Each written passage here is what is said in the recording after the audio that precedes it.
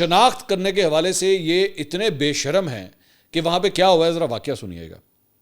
Basically بہار میں election ہونے والے ہیں اور وہاں پہ ووٹوں کے حوالے سے نا آج کل لسٹیں تیار ہو رہی ہیں.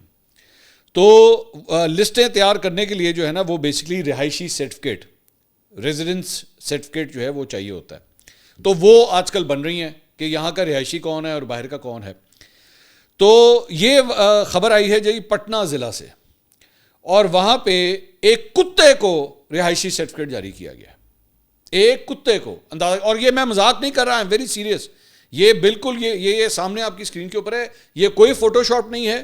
یہ وہاں کے انڈیا کے جرنلسٹ نے ایکچولی یہ ٹویٹ کر کے بتایا کہ دس از واٹ از ہیپنڈ. اور یہ اس کی جو تصویر ہے وہ بھی ساتھ لگی ہوئی ہے, یہ فارم ہے, یہ بالکل اوریجنل فارم ہے جو انڈین جرنلسٹ نے خود کہا کہ بھائی یہ حال ہے ہمارا کہ انسانوں کی ووٹر لسٹوں میں کتے کو بھی جو ہے وہ بیچ میں ڈال دیا. آئیڈینٹیفیکیشن کے حوالے سے یہ حال ہے ان کا کہ ایک کتے کو بھی جو ہے ووٹر بنا دیا اپنا. ویسے تو میں دل میرا کہنا تھا اگر آپ ایسے شخص کو وزیر اعظم بنا سکتے ہیں تو پھر یہ بھی ووٹر لسٹ میں آ ہی سکتا ہے, اس میں ایسی کون سی بات ہے. اگر وزیر اعظم اس قسم کے بن رہے ہیں تو پھر ووٹر بھی اس قسم کے ہوں گے, اس میں ایسی کون سی بات ہے. لیکن یہ حال ہے آئیڈینٹیفیکیشن کا, اس پروسیس کا. اب اس کی بنیاد کے اوپر جب یہ حرکتیں ہو رہی ہیں تو اس کی بنیاد کے اوپر جو ہے وہ تو پھر آپ کسی کو بھی کچھ بھی کہہ دیں.